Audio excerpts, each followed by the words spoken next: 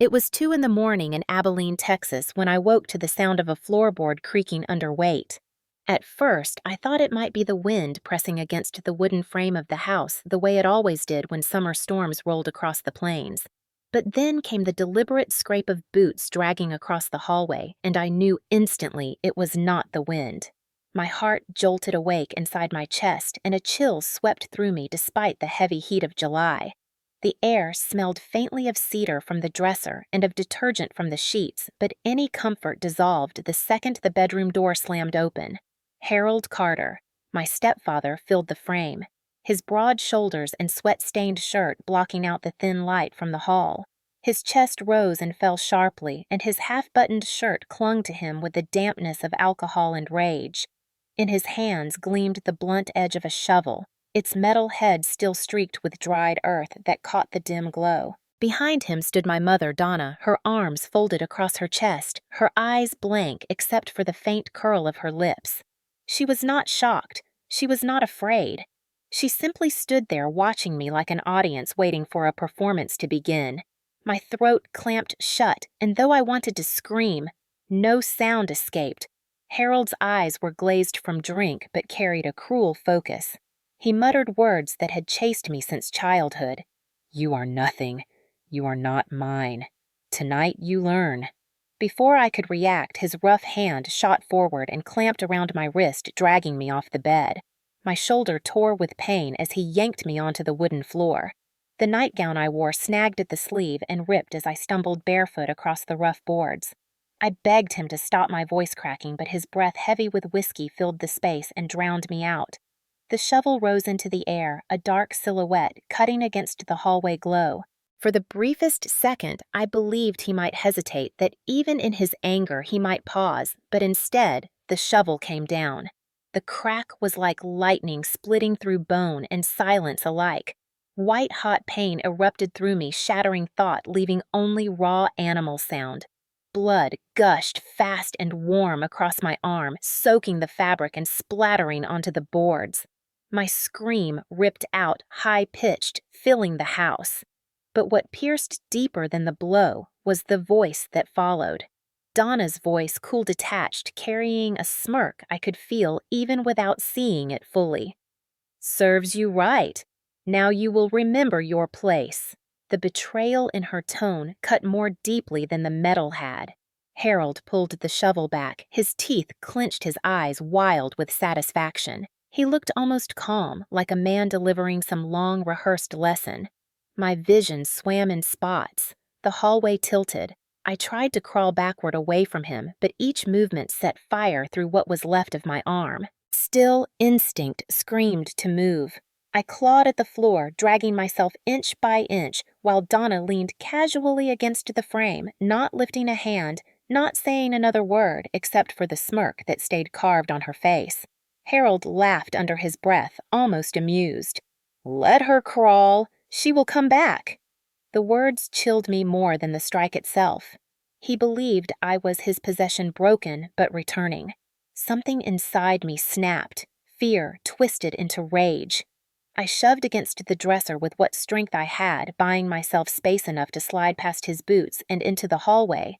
He swung again, the shovel slamming into the wooden doorframe, sending splinters across my skin. I screamed once more, raw, desperate, lunging forward into the shadows of the house. Blood smeared in a trail behind me, proof that I was still alive, proof of what they had done. The house that had caged me for years turned into a tunnel of darkness and echoing agony. My gown clung heavy with blood. Donna's smirk hovered in my mind as I dragged myself forward. Behind me, Harold's voice rumbled almost calm again. "Let her crawl. She will come back." That certainty shattered something in me.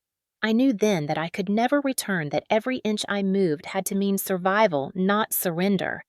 My body shook as I reached the front door hand slick and slipping on the knob. I twisted hard until it gave way, and cold night air slammed against me. The air of Texas night hit, like ice water sharp against sweat-soaked skin. The porch boards rattled as I dragged myself onto them, the gravel of the drive cutting into my knees. Every stone pierced like a needle, yet I pressed forward, gasping every breath like it might be my last. Behind me, the glow of the house windows flickered. I felt Donna's gaze like a blade pressing into my back. They did not follow me. They believed no one in Abilene would believe me that silence itself would finish the work the shovel had begun. I collapsed onto the gravel, the stars above sprawling like cold witnesses. Somewhere in the distance, a dog barked, a coyote howled. The world continued indifferent. My vision narrowed, tunneling to black. But deep inside, something screamed louder than the pain. Not here. Not tonight. I will not die in their silence.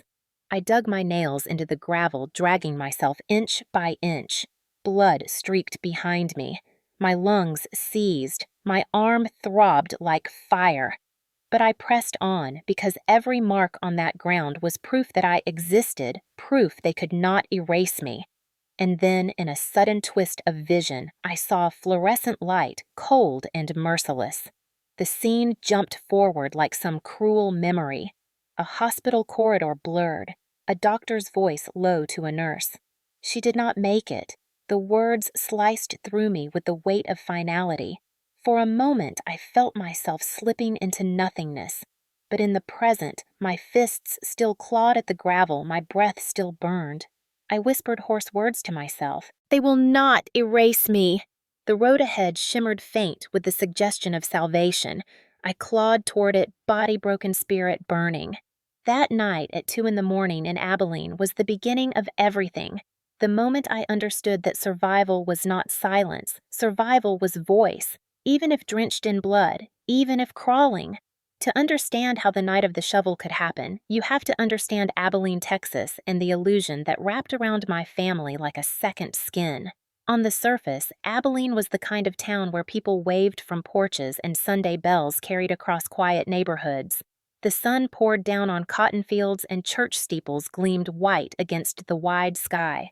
Tourists who drove through saw blue skies, barbecue smoke, and children on bikes and thought it was wholesome.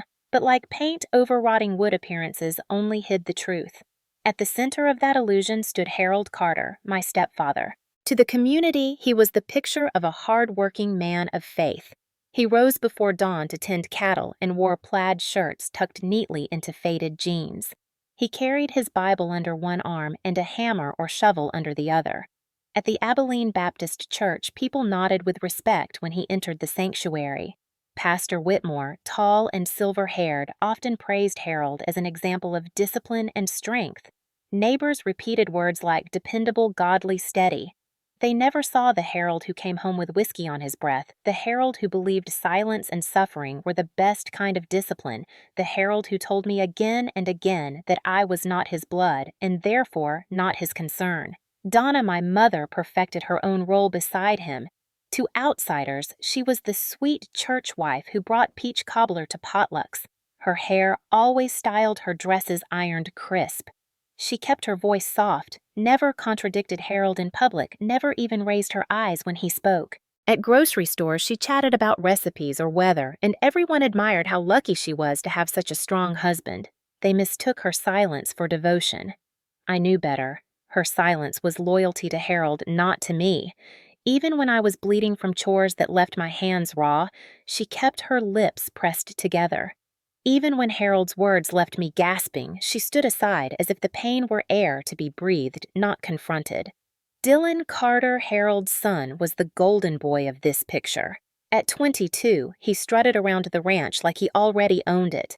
Neighbors greeted him warmly, proud of the young man Harold had raised. He fixed fences occasionally, drove the tractor, and carried himself with the easy confidence of someone who had been told all his life that the land was his inheritance. At the dinner table, Harold angled his chair toward Dylan, and they spoke about cattle prices, crop forecasts, and the Carter legacy. I was told to fetch iced tea past cornbread clear plates. My chair was against the wall close to the swinging kitchen door. Placement at that table was never accidental. It was a map of worth, and my place was always clear. Outside those walls, people saw only the surface. Pastor Whitmore beamed at Harold each Sunday, praising his family as an example. Congregants whispered about how blessed Donna was and smiled at Dylan, the promising son. If they looked at me at all, it was with a polite smile that slipped away in a second. Invisible was the word that pulsed in me every Sunday. At 19, I was in my first year at Abilene Christian University studying nursing. My dream was simple: to become a nurse, to stand in front of patients who needed someone who would not look away, who would not let silence define them. At school, I was Clara Mitchell Bright, determined, helpful to classmates. I volunteered at the campus clinic and tutored children in reading programs. But every time I came home, that dream was treated like a foolish indulgence. Harold dismissed it as make-believe, telling me nursing was not real work and that I would come to my senses once I stopped hiding in books. He said real labor meant dirt under your nails and calluses that cracked in the cold. Dylan never had to prove himself. His boots stayed polished, his hands smooth while mine blistered. He was praised for carrying on the family name while I was mocked for carrying trays. I learned early that invisibility was the currency of my survival. I had tried once to let my voice be heard. When I was 16, I received a scholarship letter for a summer program in Dallas. I had worked months on the essay, pouring every ounce of hope into it. When the letter came back with the thick envelope of acceptance, I ran barefoot across the yard to show my mother. For a fleeting second, her face softened, and I thought maybe she would celebrate with me.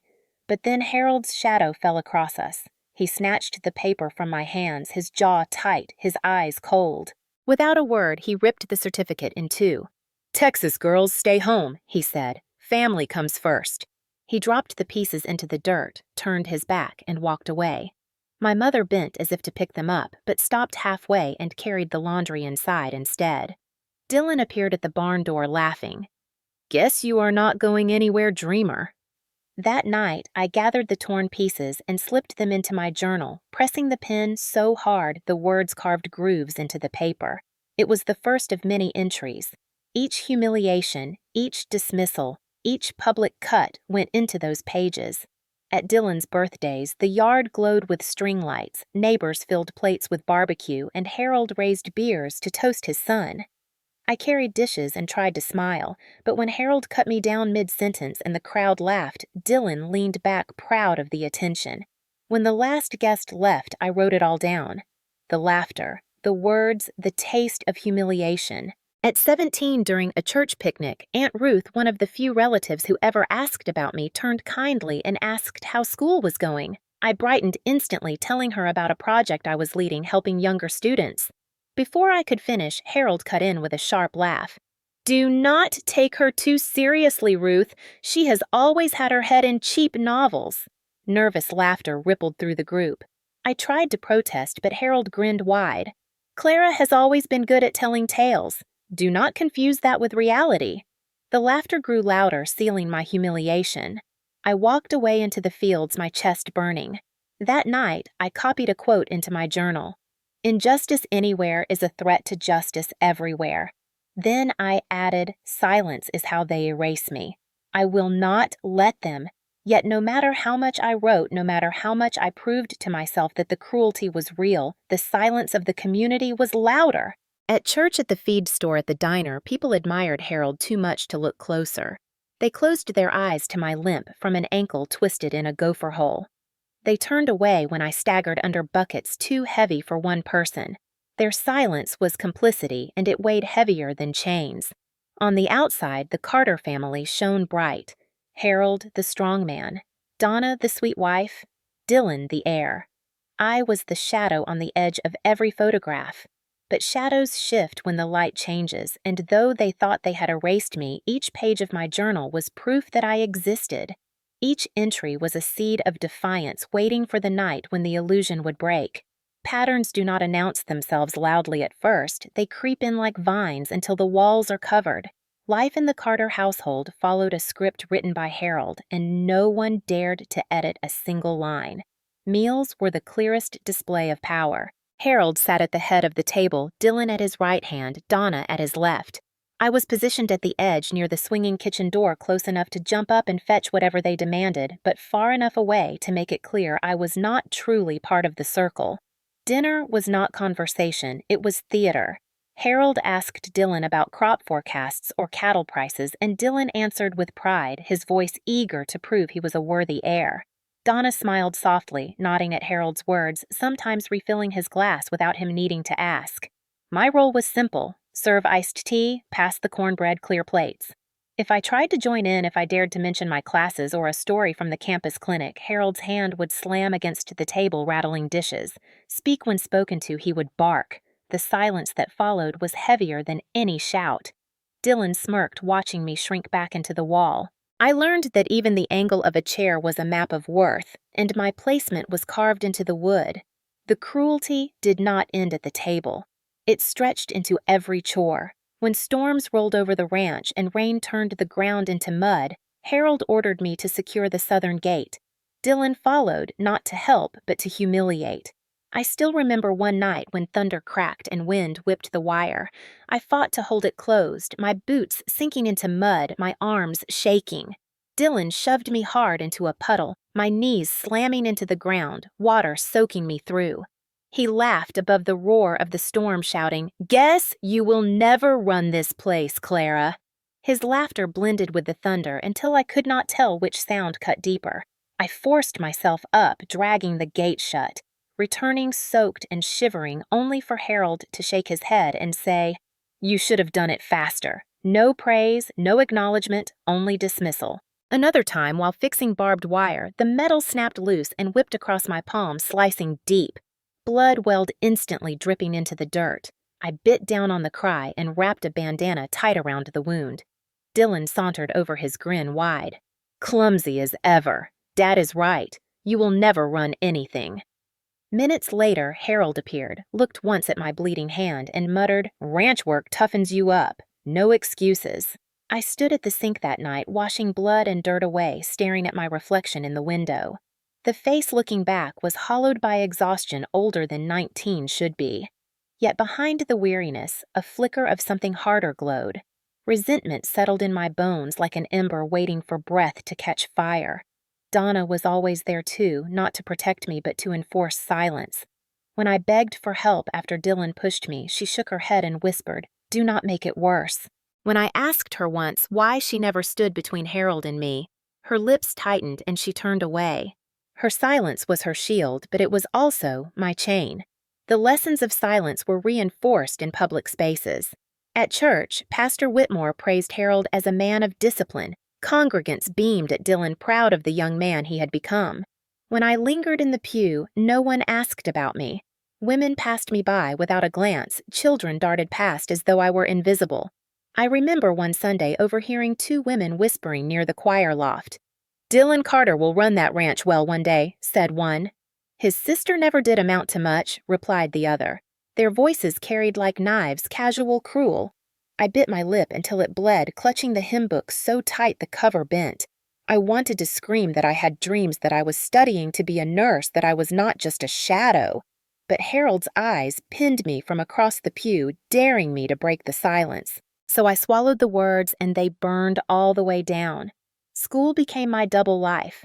At Abilene Christian University, I was respected. Professors praised my essays, classmates asked me for help with lab work. Children I tutored drew me handmade cards. In that world, I was Clara Mitchell, the girl with ambition, the girl with a future. But the moment I stepped back into the Carter house, I was erased again. The contrast pulled at me until I felt split in two. To the world outside, I smiled and worked hard. Inside the house, I bent under chores and insults. The split was unbearable, yet it taught me something. Silence was not safety. Silence was erasure. I began to keep my journal, not just as comfort, but as weapon. Each page carried dates, words, bruises, moments of humiliation. I copied down Harold's insults, Dylan's laughter, Donna's silence. At first, it was survival proof for myself that I was not imagining it, but over time, I realized it was also a shield against their lies. One day, someone would read it and know the truth. Still, the physical toll pressed hard.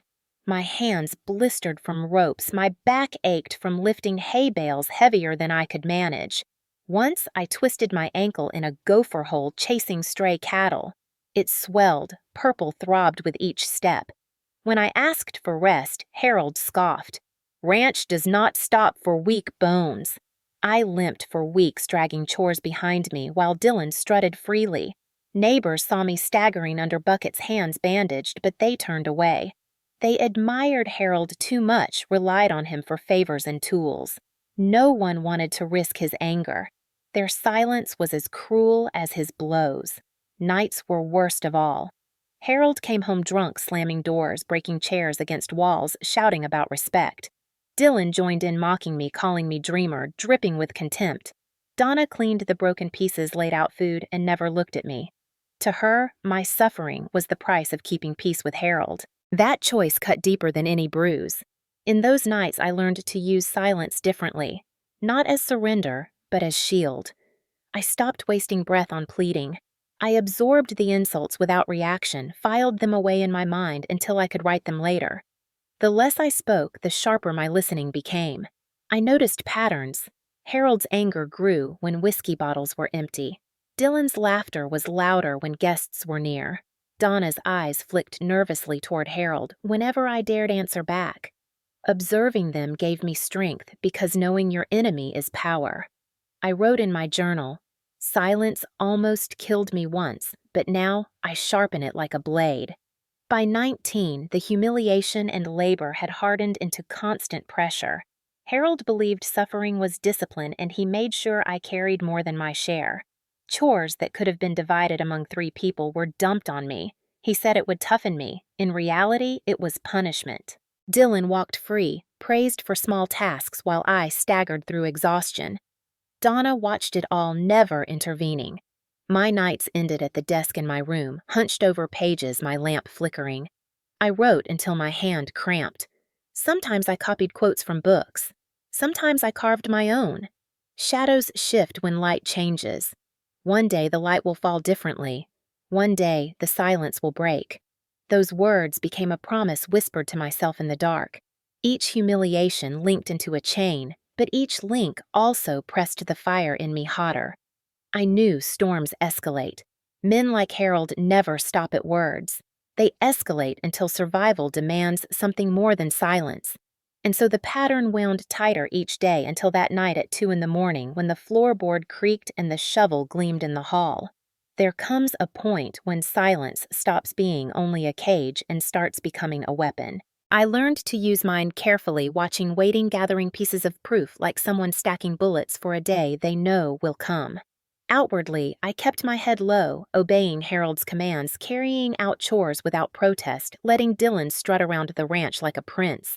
To anyone watching, it looked as though I was broken, a girl too timid to challenge her stepfather or brother. In reality, I was recording every cruelty, every moment they thought vanished into air.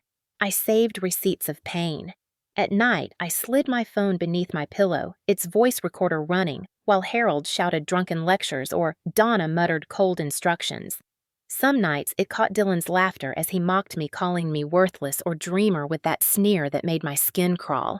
The files piled up, named only with dates, as if I were building my own archive of survival. I began to take photographs, too careful ones. If I woke with a bruise from being shoved into a wall, I pulled my sleeve back in the dorm bathroom and snapped a photo under harsh fluorescent light. If my hands blistered from barbed wire, I lined them against notebook paper to show scale. I uploaded copies to a hidden folder in my email, one that Harold and Donna would never imagine existed. For backup, I sent a few to my closest friend at the university, Emily Carter, no relation to Harold. She was the only person I trusted with pieces of my truth. "If anything happens to me," I whispered once in the library, "you have to show someone." She looked at the photos, her face pale, and nodded. "Promise me, Clara." Her whisper carried the weight of an oath. Outside the house, I kept up appearances. At church, I bowed my head, sang hymns, answered politely when spoken to. At school, I laughed with classmates and poured myself into studies. But under the surface, the record grew heavier every day. My journal thickened, its pages filled with accounts of humiliation. I detailed the way Harold angled his chair toward Dylan and away from me at meals. I wrote down the exact words Donna used when I begged for help. "Do not make it worse." I logged Dylan's casual cruelty, the push into mud, the smirk when I limped, the chuckle when I carried 3 times the weight he ever did. Each entry was not just memory, it was ammunition. Evelyn Harris, the widow who lived across the road, sometimes glanced toward the ranch when Harold shouted loud enough for the neighborhood to hear. Once, I caught her standing on her porch, holding her coffee mug frozen as Harold bellowed inside our house. Our eyes met across the distance. She turned away quickly, but that look told me she heard. She knew. Still, she never stepped forward then. Fear wrapped her like chains too. I understood it because silence was safer in Abilene, safer to look away than to challenge a man like Harold. Yet I held on to that moment because even witnesses in hiding can become allies when the ground shifts. My inner resistance was fueled by these small cracks in their illusion. Each time I wrote in my journal, I felt a pulse of power. Each time I pressed record, I felt a defiance they could not see. Even the act of archiving made me stronger because it meant I was no longer erased. I still felt despair many nights curling up on the thin mattress after chores, my body aching, my heart heavier than my bones. Tears stained the pages more than once. Yet between sobs, I wrote promises. Silence will not own me. I will keep proof. I will keep breathing until the day comes. The emotional rhythm was like waves crushing me, then pulling back to reveal a sliver of sky. Despair, then hope, then despair again. One evening, Harold slammed into the house after drinking at the bar on North 1st Street. He shouted about respect, about how Dylan would inherit everything while I would inherit nothing. He smashed a chair against the wall, the sound cracking through the kitchen. I pressed record on my phone under the table, my hands trembling. Later, I replayed it in secret, the thud, the rant, the background of Donna quietly picking up splinters. That recording felt like a heartbeat of resistance. Another time, Dylan shoved me into the barn wall hard enough to leave a bruise across my shoulder blade. I staggered, but caught myself on a beam. He laughed, telling me even the wood had more backbone than I did. My lip trembled, but I did not cry in front of him. That night, I pulled off my shirt in the dorm bathroom, photographed the bruise in the mirror, then traced its outline in my journal as if preserving evidence in multiple forms. This was my hidden rebellion. To the world, Harold thought he ruled me, but in truth, I was building a record stronger than his silence. The more I observed, the more I saw patterns. Harold's rage was predictable. Dylan's cruelty was opportunistic. Donna's smirk was constant. I noted how Harold's temper flared worst when bills came due and money was tight. I noted how Dylan performed kindness in front of neighbors only to unleash scorn once their backs were turned. I noted how Donna kept her smile for church, but let it vanish at home. These patterns gave me a strange sense of control. I could not stop the storms, but I could chart their course. My recordings, my notes, my photos were like weather maps. Each entry whispered, "You are not crazy. You are not alone. You are real." The quiet rebellion gave me flashes of strength even when the weight of the ranch pressed hardest. Some nights I imagined standing in a courtroom holding my journal high, showing every page to people who had once ignored me. The thought fueled me when my arms shook from carrying hay bales. It steadied me when Harold mocked my studies. It kept me alive. Yet there was always fear too. Fear that Harold would find my journal tucked under the mattress. Fear that Donna would notice the phone light under my pillow. Fear that Dylan would catch me photographing bruises. That fear kept my heart racing every night. But it also sharpened my resolve. Because if they ever discovered my resistance, it would mean the storm had arrived and I needed to be ready. So I prepared quietly. I told myself again and again, men like Harold never stop. They escalate. When they escalate, you need proof. My proof was ready, my silence sharpened, my mask perfected. Outwardly, I served tea. Inwardly, I waited for the night when the light would shift and the silence would shatter. The night it happened did not come with warning bells or flashing signs. It came wrapped in ordinary sounds, the hum of cicadas, the faint rush of a truck on the highway miles away, the old hallway clock ticking each second like a hammer against my nerves. I had felt the storm building all week in Harold's voice, sharper in his stride, heavier in the way he slammed doors after coming back from town. On that Saturday, he had spent the evening at a bar on North 1st Street drinking until closing. I knew because Dylan returned earlier, his cheeks flushed, his grin wide as he boasted about his father buying rounds for half the bar. Donna set a casserole on the table as if feeding men who drowned themselves in whiskey was a holy duty. I retreated early to my room upstairs, pretending to study, but really writing another journal entry. I scrawled the words, "He will escalate tonight. I can feel it in my bones." I tucked the notebook back under my mattress and lay down on the narrow bed, pressing my pillow over my ears to block out the sound of Dylan's music downstairs. Midnight crawled into the house, sticky and hot. Sweat glued my nightgown to my skin, and the air conditioner hummed weakly as though it too feared Harold's temper. At 2 in the morning, the sound came. The door downstairs slamming open, the uneven rhythm of boots across the floor, the scrape of metal dragging. My body tensed before my mind could even register. I knew the sound of a shovel. I had heard it my whole life, against dirt, against fence posts, against stubborn rocks in the field. But never before inside the house. The clock struck 2, its chime swallowed by Harold's bellow. "Clara!" He roared, his voice thick with drink. "Where are you, girl?" My heart raced, pounding so hard I thought it might crack my ribs. I stayed still on the bed, praying he would stumble to his own room. Instead, the floorboards creaked, the weight moving closer, each step a declaration. The door burst open with such force the frame rattled and splinters flew. Harold stood there, his shirt soaked with sweat, the collar open, his eyes glassy but steady in their cruelty. In his hand, the shovel gleamed, catching a strip of moonlight through the window. Behind him, Donna appeared, her arms crossed her face, unreadable except for the faint curl of her mouth.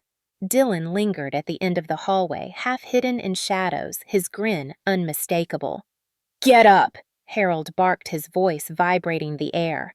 I pressed myself against the headboard, trembling, whispering, "Please do not do this." He laughed low and guttural. "You are not my blood girl. Tonight, you learn your place." He lunged forward, his grip like iron around my arm, yanking me off the bed. My shoulder screamed as he dragged me onto the floor, my knees slamming against the boards. The shovel lifted high above his head. For one second time, froze. I saw Donna's smirk, her lips curling into something like satisfaction. I saw Dylan's eyes gleaming as if he were watching a show put on just for him. Then the shovel came down. Pain exploded through me like lightning, splitting bone and thawed in half. The metal crushed against my left arm with a crack that echoed through the room. Blood surged hot, spraying across the wood, pooling under me. My scream ripped from my throat, raw and desperate. I clutched at what was left of my arm, but the pain was so fierce it blinded me. Donna's voice slid into the chaos, cool and sharp. "This is how she learns." Dylan's laugh followed, harsh, cruel, echoing down the hall. Finally, he said, almost admiring. My vision blurred, spots of light swimming. Harold raised the shovel again, his chest heaving. His face twisted in a grin that made my stomach twist. "She will crawl back," he said, his tone calm, almost conversational. That cruelty stung worse than rage. In his mind, I was already defeated, already erased. Something inside me snapped. Not tonight. Not ever. With my good hand, I grabbed the edge of a book from the dresser and hurled it at his face. The corner struck his cheek, and he stumbled back a step, cursing. It was not much, but it was enough. I scrambled on hands and knees, dragging myself across the floor, leaving a trail of blood behind me. Harold roared, swinging again, the shovel smashing into the doorframe, splinters raining across my back. Donna stepped aside smoothly, watching me as though my escape were entertainment. Dylan's laughter rose again, cruel, triumphant. My breaths came ragged, the taste of iron flooding my mouth. I dragged myself down the hallway, my blood smearing across the boards. The house that had caged me for years now stretched before me like a tunnel of shadows. The family Bible lay on a table in the living room, mocking me with its hollow promises. I lunged toward the front door, yanked it open, and stumbled into the night air. The shock of cold slammed against me like ice. Gravel cut into my knees as I fell forward, crawling across the drive. The porch light flickered behind me, casting long shadows of Harold's bulk and Donna's still frame. They did not chase me. They believed no one would help. They believed silence would finish what the shovel had started. My nightgown clung heavy with blood. Each movement was agony, but I forced myself forward, whispering hoarse words. "They will not erase me. Not tonight." The road stretched ahead, Hickory Street quiet under the stars. My vision tunneled the edges closing in, but I pressed on, dragging myself inch by inch. Pain roared fire, then ice, then nothing. My hand slipped against gravel tearing skin. I thought of every page of my journal, every photo, every recording. Proof. Proof I was real. Proof that one day someone would hear me. Behind me, the house loomed silent, but ahead, faint headlights appeared distant on the road. A truck rattling toward town, its engine a low hum. I tried to wave, but collapsed face first into dust. My world tilted darkness, threatening to swallow me. For a heartbeat, I saw fluorescent light harsh and merciless, a doctor's face leaning over me whispering, "She did not make it." Then I gasped awake, still on the gravel blood pooling under me. I clawed forward, desperate not to let the vision be real. The truck slowed, brakes screeching gravel spraying. A door slammed. A man's voice, startled and urgent, rang out. "Dear God, Clara." It was Mark Reynolds, a mechanic from town, his small pickup idling on the side of the road. He rushed to me, lifting me into his arms, his hands slick with my blood. "Stay with me," he shouted, his voice cracking. "Stay with me." I tried to answer, but only a rasp escaped. My stepdad, the shovel, my mom. The words barely formed. He laid me gently into the truck seat, pressing a rag against the stump where my arm had been. His face pale with shock, he gunned the engine, racing toward Hendrick Medical Center. The world outside blurred into streaks of light and shadow. My consciousness flickered darkness, tugging at me again and again. Mark's voice cut through, shouting at me not to close my eyes. He swerved through red lights, honking past empty intersections until finally the hospital lights glowed ahead. Nurses rushed as he carried me in blood soaking his shirt. She was gone when she arrived. I heard a doctor whisper to a nurse as my chest convulsed. My heart stopped, the world dimmed. Hands pressed on me, needles, pierced oxygen mask lowered. For a moment there was nothing but void. Then a spark, the faint beat of life, forced back into me. My body jolted. Breath gasped in again. I had crossed the edge and clawed back. That night became more than an attack. It was the line between erasure and existence, between silence and voice. And though they thought the shovel had ended me, it had only lit the fire that would one day burn their illusion to ash. The ride to Hendrick Medical Center blurred into fragments of noise and color flashes that seared into my memory, even though I slipped in and out of consciousness. The roar of Mark Reynolds' truck engine thundered in my ears. The smell of gasoline mixing with the copper tang of my own blood, the screech of tires on asphalt as he pushed the old Chevy faster than it had ever gone. My head lolled against the seat, my body weak, my voice a ghost. Mark shouted over and over, "Stay with me, Clara, stay with me," as though words alone could anchor me to life. Every time my eyes fluttered closed, I heard another voice. Harold's cruel growl in my mind, "You are nothing," and Donna's cold laugh echoing behind it. Those words threatened to drag me under more than the blood loss did. I fought to cling to something else whispering inside my head. "They will not erase me," repeating it like a prayer. Mark pulled into the hospital's emergency bay, his horn blaring. Nurses in scrubs ran out their shoes, squeaking against the concrete. When the truck door opened, the night air hit me again sharp and cold. Mark's voice cracked as he cried out, "She's been attacked! She's bleeding out! Help her now!" Strong hands lifted me onto a stretcher, straps tightened across my chest. Wheels rattled as they pushed me inside. Fluorescent lights burned overhead too bright, stabbing into my eyes. The smell of antiseptic stung my nose. Voices swirled around me like a storm. Trauma 1 code, red left arm, trauma, massive blood loss. I tried to speak. Tried to tell them Harold Donna Shovel, but my voice came out in broken gasps. A doctor leaned over me, his face a blur. She was gone when she arrived. I heard him murmur to a nurse, then louder, "Get me a line, get pressure on that stump!" My chest convulsed, my vision darkened, machines beeped in frantic rhythm. For a terrifying moment I slipped away, my body cold, my heartbeat stuttering. Then a jolt snapped me back. Air rushed into my lungs, and I gasped loud enough to make the nurse cry out, "She's back!" That moment carried me across the line between death and survival. Hours blurred as surgeons worked cutting stitching, trying to save what they could. When I opened my eyes again, I was in a dim hospital room, the beeping of monitors steady at my side, my body wrapped in blankets that smelled of bleach. Pain burned through me but dulled by medication. My left arm was gone, replaced by layers of bandages. The emptiness where it should have been was more shocking than the pain. Tears slid down my cheeks without me realizing. I whispered into the silence. They did not win. A nurse appeared adjusting my IV. Her voice was soft, steady. "You are safe now, honey. Just rest." The word safe felt foreign in my mouth, as though it belonged to someone else's life. I drifted in and out of restless sleep. Each time I woke, the memories crashed back. The creak of the floorboard, the glint of the shovel. Donna's smirk, Dylan's laugh. I heard them as if they stood by my bed, but each time I forced myself to whisper, "I am still here." On the second morning, Sheriff Coleman Reed walked in. He was in his 50s, his face lined by years of Texas sun, his badge glinting under the harsh light. He sat heavily in the chair beside my bed, his hat in his hands. "Clara," he said quietly, "I need to know exactly what happened." My throat was raw, but I forced the words out. Harold swung the shovel. Donna was there. She smiled. Dylan watched. His jaw tightened, his eyes searching mine.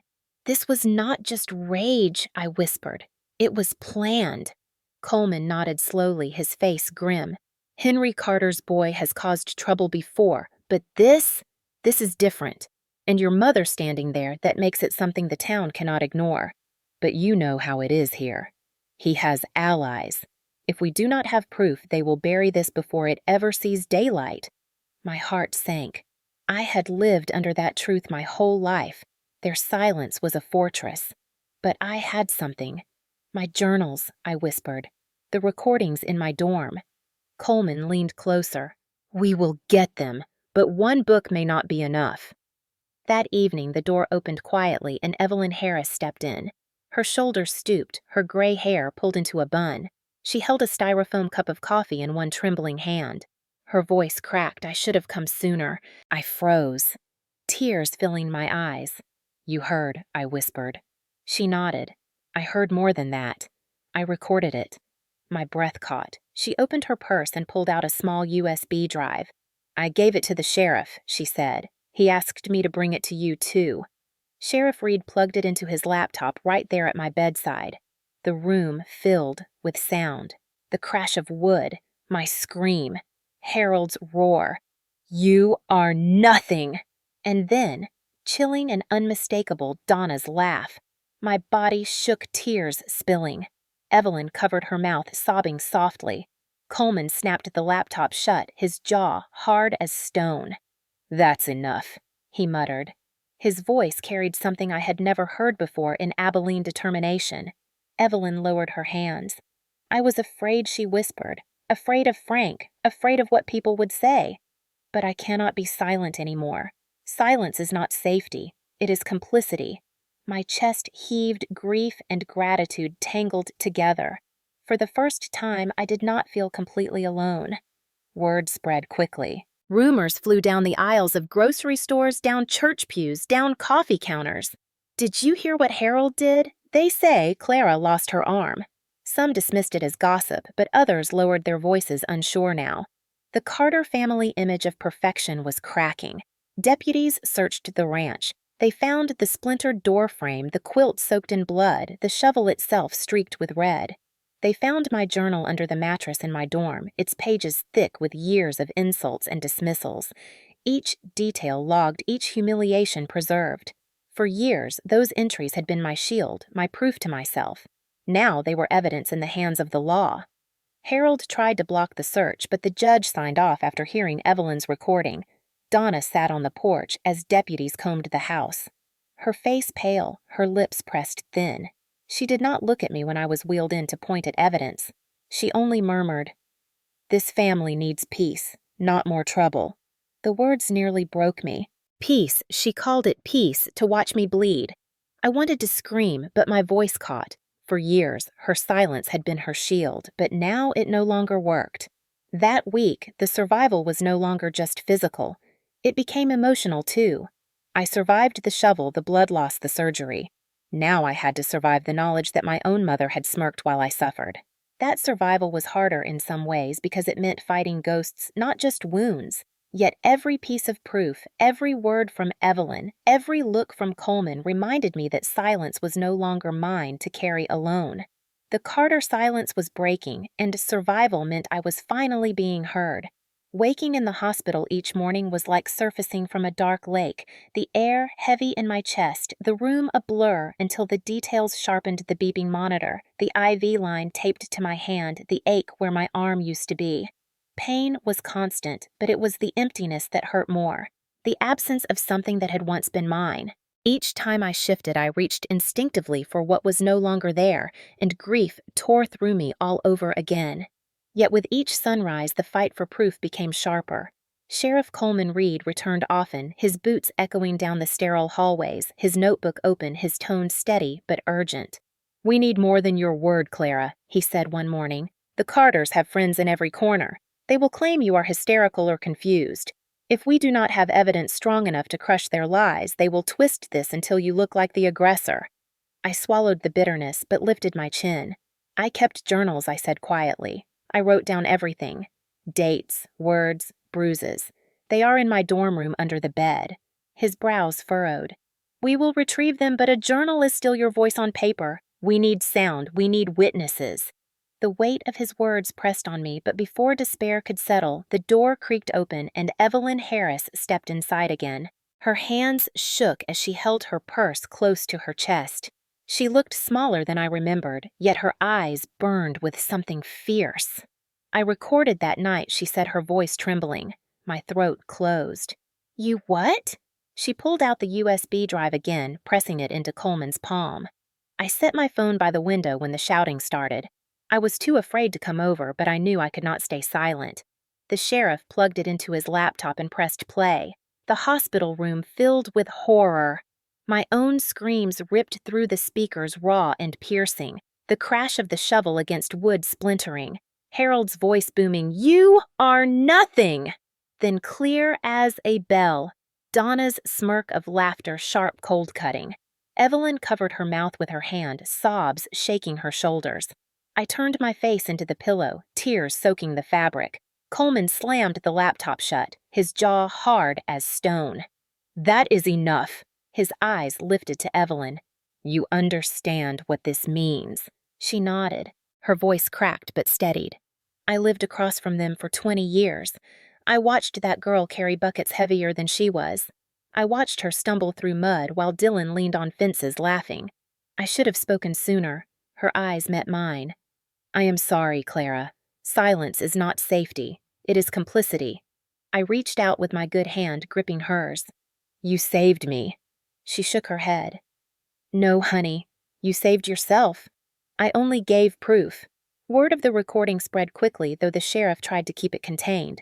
Rumors trickled out through deputies who had heard pieces of it. Soon, whispers filled the aisles of the grocery store, the pews of Abilene Baptist, the corners of the diner on Pine Street. They say Donna laughed. They say Harold shouted she was nothing. For years, the Carters had ruled this town with image and intimidation. Now their silence was cracking. Deputies executed a search warrant at the ranch. They found the shovel streaked with dried blood hidden behind the barn.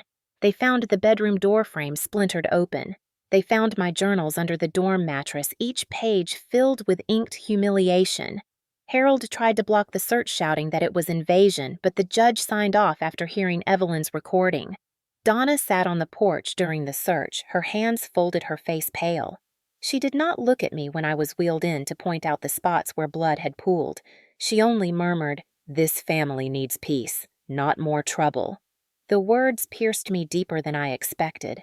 Peace, she called it peace, to watch me bleed. Sheriff Reed pressed forward. He called in additional witnesses. A retired teacher admitted he had once seen bruises on my arms at 16, but had been too afraid to speak. A ranch hand confessed Harold had beaten him years ago, but he kept silent for fear of losing work. Neighbors muttered that they had long suspected something was wrong but never dared challenge Harold's temper. Their words trickled into statements, building a wall of testimony, each brick another crack in the Carter illusion. Emily, my friend from the university, came to the hospital clutching the emails I had sent her, the photographs of bruises and cuts. She testified she had copies of my recordings stored in her laptop. Her eyes filled with tears as she squeezed my hand. "You were right, Clara. Proof matters." I nodded weakly. It saved me. The prosecutor, a young woman named Lauren Vega, arrived from Taylor County. Her eyes were sharp, her voice precise. She sat at my bedside, flipping through the journal pages, her jaw tight. "This is not exaggeration," she said firmly. "This is a pattern. This is control. This is abuse cataloged year by year." She turned to Coleman. "With the recordings, with the photos, with the journals, we have more than enough to move forward." My breath caught. "You mean court?" She nodded. "It will not be easy. They will fight to protect their image, but the jury will hear your screams. They will hear your mother's laugh. They will see your missing arm. The truth is undeniable." For the first time in my life, someone in authority said the words undeniable about my pain. The days leading to trial blurred with preparation. Nurses adjusted my bandages as lawyers asked me to recount each moment. I spoke of Harold's shove, Dylan's laughter, Donna's silence. I forced myself to relive nights I wanted to erase because I knew that truth on paper was not enough. It had to be spoken aloud.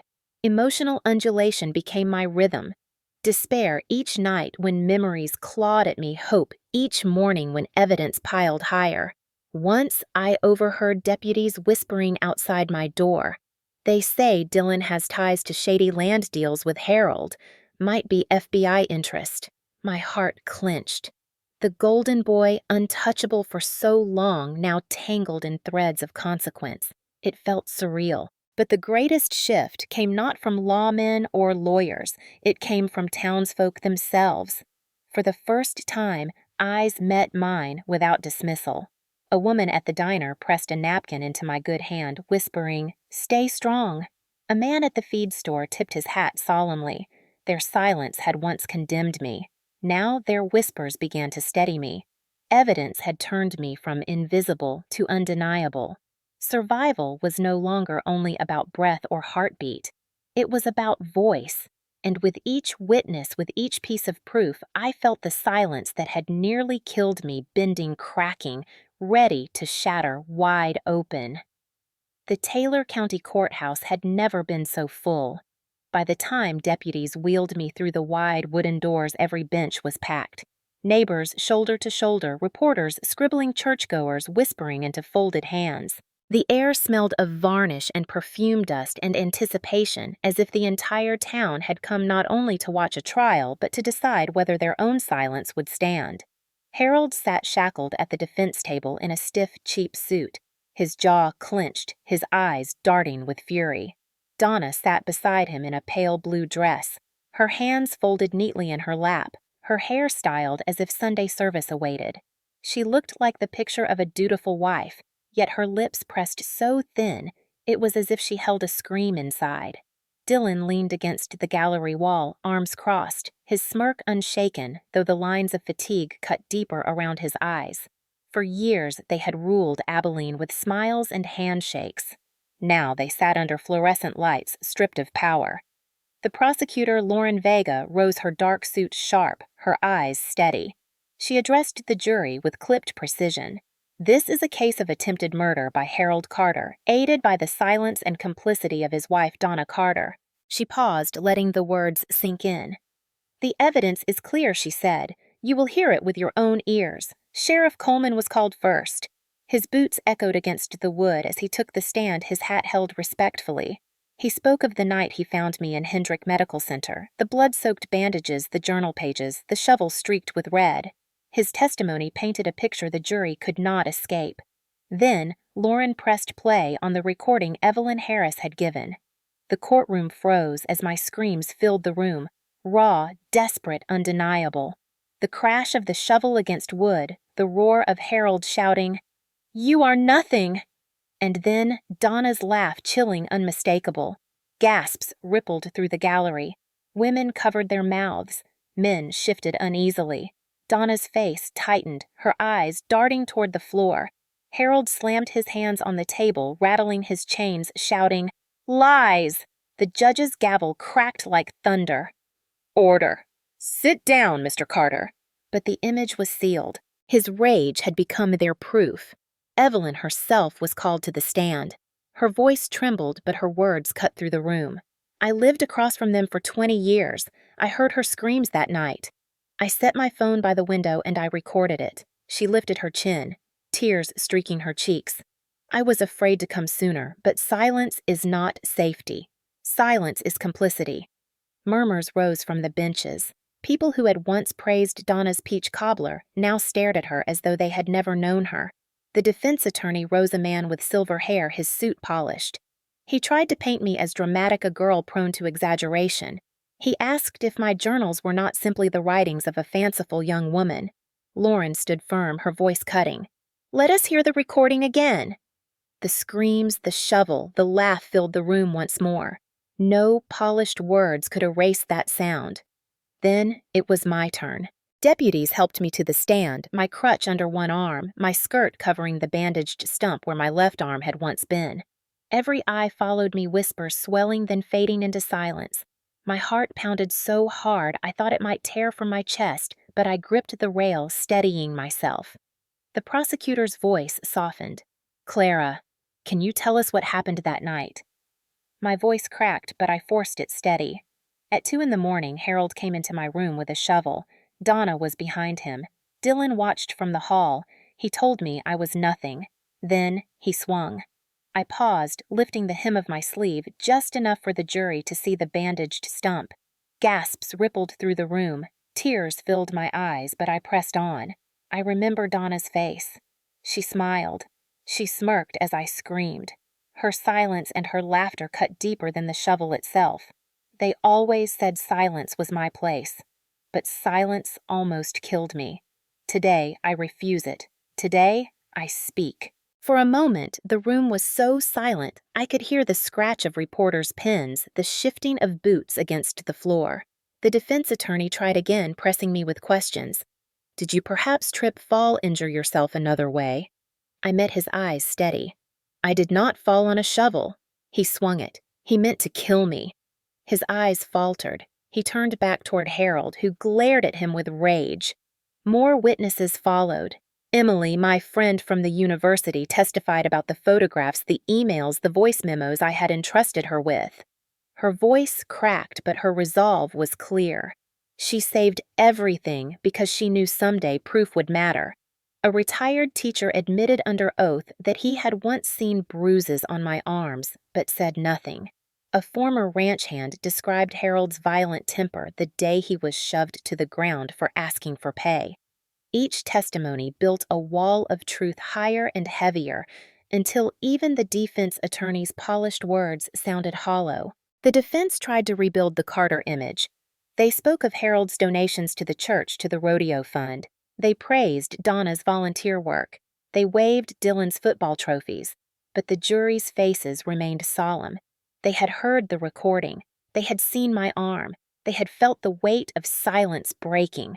Lauren closed her case with words that pierced the air. "This is not about a family feud. This is not about discipline. This is about a man who swung a shovel at a young woman until her arm was destroyed. This is about a woman who stood by and laughed. This is about a son who watched with satisfaction. If silence is allowed to win here, then silence becomes a weapon in every home. Do not let silence win." The gallery erupted in whispers. I felt tears slide down my cheeks, not of despair, but of release. For years I had been invisible, pressed against the wall, carrying plates while others feasted. Now I stood visible, undeniable. When court adjourned that evening, deputies wheeled me outside into the heat of a Texas sun. Crowds lined the steps. Some stared with pity, some with admiration, some with shame. Reporters thrust microphones forward, asking Clara, "What do you want to say to the people of Abilene?" I lifted my chin, my voice firm. They took my arm, but they did not take my voice. Silence was their weapon. Speaking is mine. My words printed in the next morning's paper across Texas. For the first time, my story was not hidden in journals or whispered into pillows. It was on every front porch in bold black ink. And though the verdict was still days away, the Carter family collapse had already begun. Their silence had shattered in the most public way possible. The verdict had not yet been read when the weight of consequence began pressing down on the Carter family like a storm breaking over dry fields.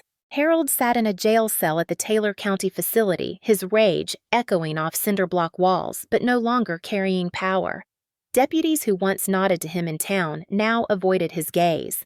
The man who used to walk into church shaking hands with the pastor now sat shackled with 35 years of prison time looming.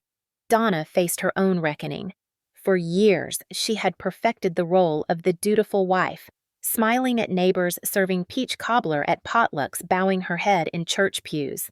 Now she was known not for cobblers, but for a smirk captured on Evelyn's recording the laugh that sliced through my screams. The jury convicted her of complicity, sentencing her to 10 years. 10 years in a state facility stripped of church dresses and Sunday smiles. The town that once admired her now turned its back. I heard stories from deputies of her first grocery run after the charges before bail was denied. She walked into the market with her head down, hoping for quiet, but conversations hushed and women turned their carts away. Not a word was spoken to her as she filled her basket. Silence, which had once been her shield, became her punishment. Dylan tried to wear defiance like armor, but even his smirk cracked when the FBI began asking questions. Land deeds traced back to Harold's name showed irregular sales, shady transactions tied to Dylan's accounts. For years, he had strutted around town confident he would inherit Carter Ranch. Instead, he found himself under federal investigation. Whispers spread that he might face charges for fraud and money laundering. He was no longer the golden boy, but a liability even to those who once cheered his football trophies. His sudden absence from court one morning set tongues wagging. Some said he had fled to Houston, others whispered he crossed into Mexico. But the truth followed him, papers filed in Dallas federal court tying his name to property schemes that unraveled fast. The Carter Ranch itself, once the pride of Harold's legacy, now stood under yellow tape. Deputies posted signs on the gates. Cattle were hauled to auction trucks groaned down country roads, while neighbors slowed their pickups to watch. For decades, the ranch had symbolized dominance. Now it was a monument to shame. Reporters captured images of the empty fields, fences, sagging barns marked for sale. Abilene felt the shift in its bones. At church, the front pew that once held Harold and Donna sat empty. Pastor Whitmore stumbled through sermons speaking vaguely of truth and justice, his voice faltering when eyes turned toward him. Congregants whispered, "Did we not see? Did we not hear?" Families who once envied the Carters now shook their heads in shame. Some bowed not in prayer, but in regret. At the diner on Pine Street, men who once slapped Harold's back now sat with their coffee silent, their faces drawn. One muttered loud enough for others to hear, "We should have spoken sooner." Evelyn became a symbol of what courage looked like. Her quiet act of recording what others ignored shifted the tide. Neighbors who once dismissed her as a lonely widow now treated her with respect. She stood taller, her presence steady. At the feed store, clerks who once ignored me tipped their hats solemnly.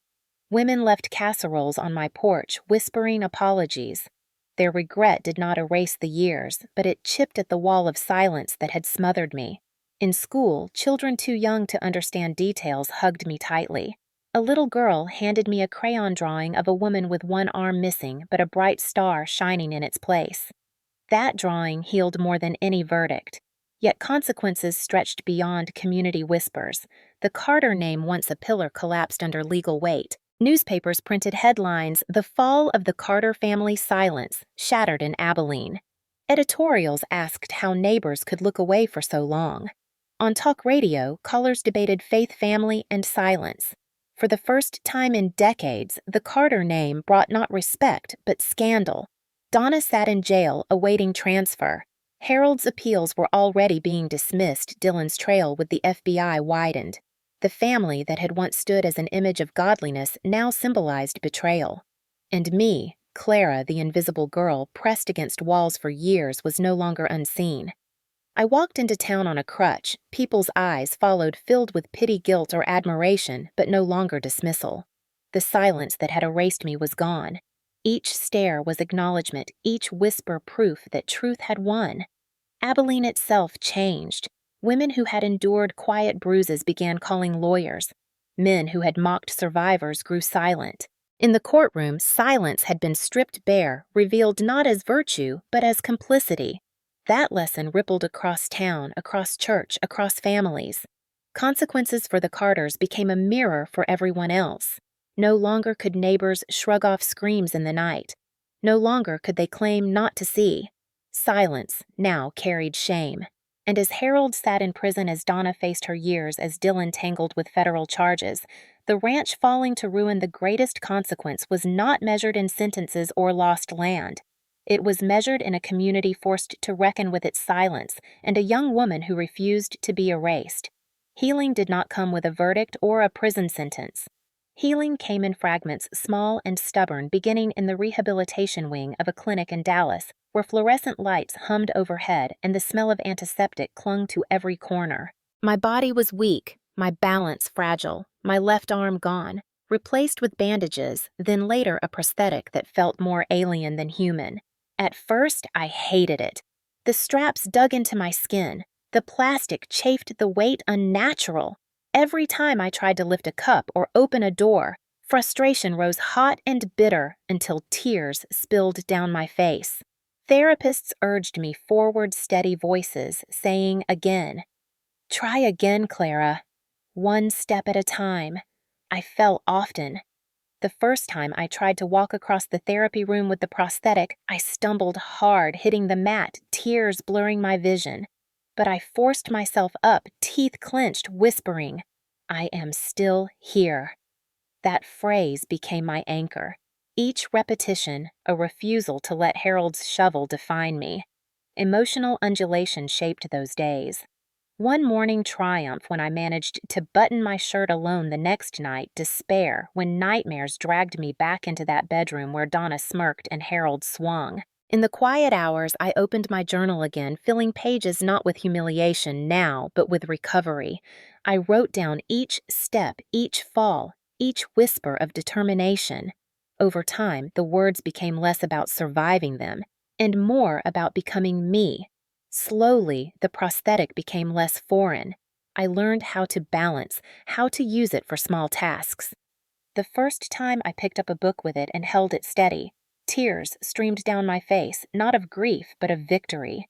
My body scarred, but my spirit grew. Yet emotional healing proved harder than physical. Nights in my small apartment in Dallas left me sweating awake, the creak of a floorboard jolting me back into terror. Counselors helped me face those memories, teaching me that trauma leaves scars, but scars can be carried with meaning. I began to believe them. One evening, Evelyn visited bringing sweet tea in a plastic jug, the same kind she had once set on her porch table. She sat across from me, her voice steady. "Clara, you turned silence into strength. Do not forget that." Her words planted something inside me. Together, we formed Silent No More Foundation, renting a single room above the library in Abilene. The furniture was second-hand, the walls plain, but the mission clear. Women who had endured violence could come there be heard, guided to resources believed. Evelyn greeted them with coffee and calm words, her presence a lighthouse for those still in storms. The first woman who walked through the door carried a toddler on her hip, a bruise blooming across her cheek. Her voice trembled when she said my husband told me no one would believe me. I lifted my prosthetic hand, the scars visible, the weight undeniable. They told me the same I said, but they were wrong. She wept, and in that moment I understood my pain had become a bridge to someone else's hope. Word spread quickly. Local papers covered the foundation. Then regional outlets. Reporters who once wrote of my trial now wrote of my mission. They printed photographs of me standing tall, one hand holding a book, the other the prosthetic resting lightly on the shoulder of a young girl who had come with her mother. From silence to strength, the caption read. Letters poured in from across Texas. Survivors wrote that my story gave them courage. Parents thanked me quietly in grocery stores. Strangers sent notes of gratitude. Yet healing remained a private journey, too. Some nights the nightmares returned. I woke to phantom pain where my arm had once been. I sat by the window watching the Dallas skyline, whispering. They took my arm, but not my voice. Each whisper rebuilt me. Over time, I compiled my journals into a manuscript. At first, I wrote for myself, then for others. When a publisher in Dallas agreed to print it, I held the first copy in my hands, the cover stamped with bold black letters, "The Night of the Shovel." Holding that book was more powerful than any verdict. It was proof my voice would outlive silence. Abilene itself changed. The church no longer preached silence as virtue.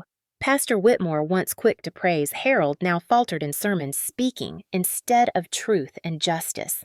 Women who had endured quiet bruises now stepped forward. One filed for divorce, another pressed charges. Silence lost its sanctuary. Evelyn often told me as we sat on her porch, "We save each other when we decide not to look away." Her friendship bridged generations, proving it is never too late to speak truth. On the anniversary of the attack, I returned to the courthouse steps. The sun dipped low, painting the sky, bruised purple and gold. I stood with Evelyn and friends from the foundation, lifting my prosthetic toward the horizon. Silence was their weapon, I said, but when broken, it is stronger than any weapon. The words carried like a promise not just for me, but for every survivor who ever felt erased. Months later, I was invited to speak at a community hall in Austin. The room filled with people of all ages, but it was the older faces that struck me. Most men and women over 50, leaning forward, eyes heavy with recognition.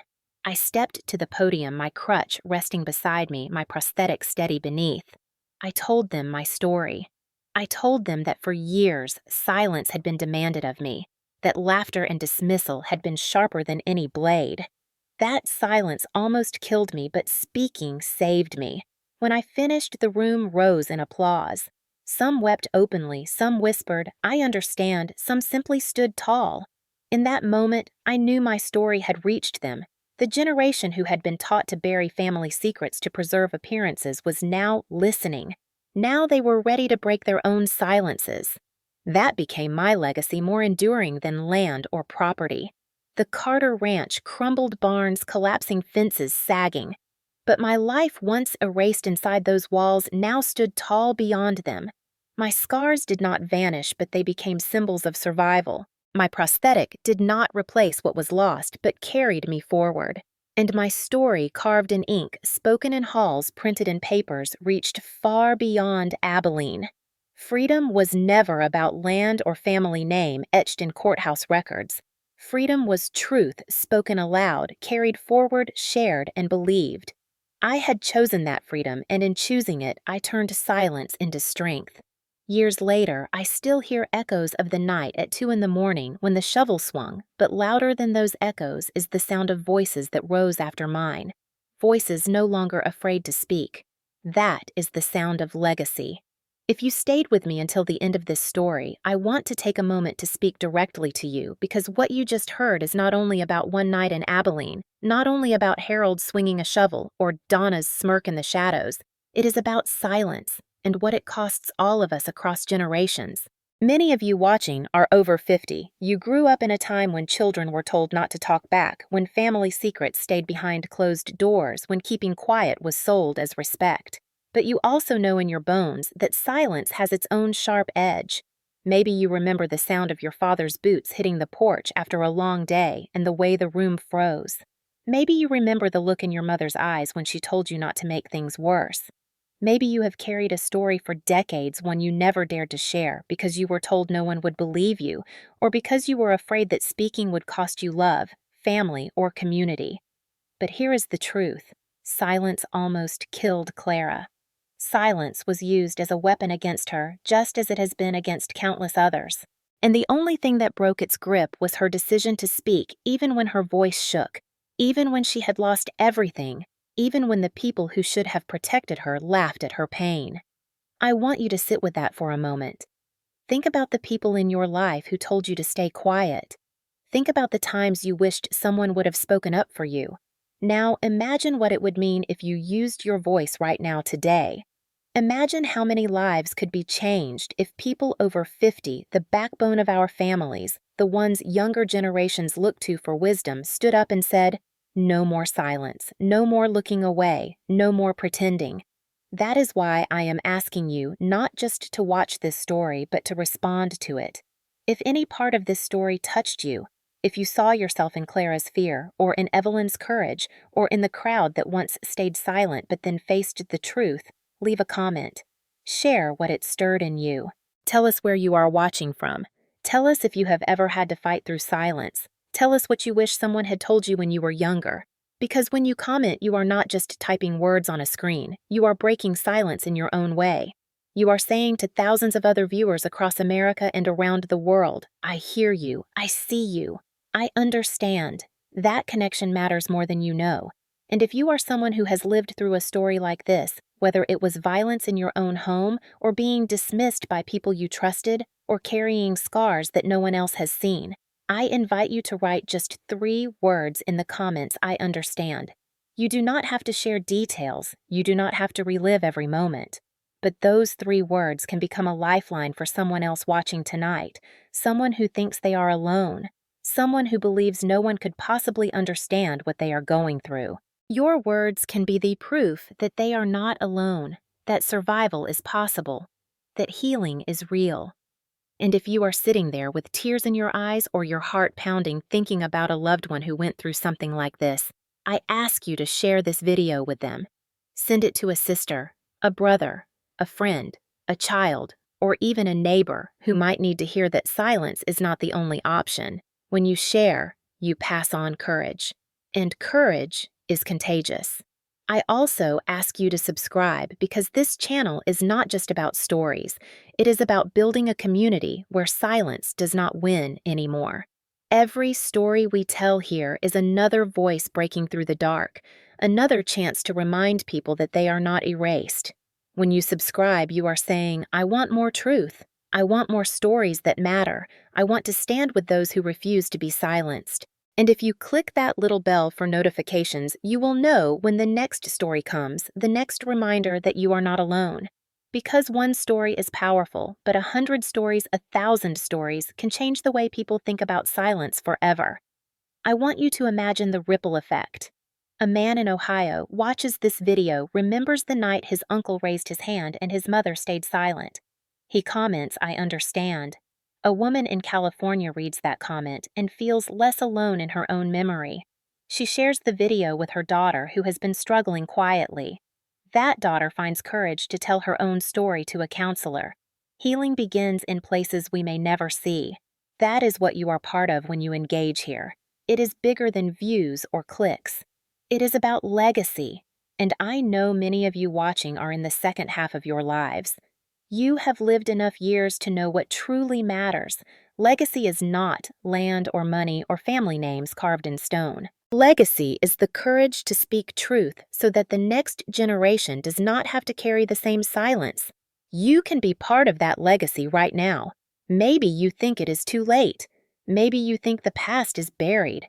I promise you it is not. It lives in you, but it does not have to own you. You can still turn silence into strength. You can still speak. And if you cannot speak out loud, you can write it here in the comments. You can whisper it to someone you trust. You can show the next generation that you did not stay silent forever. That is a gift worth more than anything. So I am asking you, will you break silence with me? Will you take the step of turning your voice into proof that truth matters? Will you help build a community where survivors are believed and where silence loses its power? If the answer is yes, then comment below, subscribe to this channel, share this video with someone who needs it, and keep watching because each story is another step forward. Do not let this be just another video you watch and forget. Let it be the start of something. Let it be the moment you chose to stand with Clara, with Evelyn, with every survivor who has ever whispered, "I will not be erased." And when you do, maybe one day you will look back and say, "I was part of that change. I was part of breaking silence. I was part of turning pain into legacy." That is what I want for you, for all of us. So take a deep breath. Look at the screen and decide what your role will be. Will you scroll past or will you speak? The choice is yours, but remember, this silence was their weapon.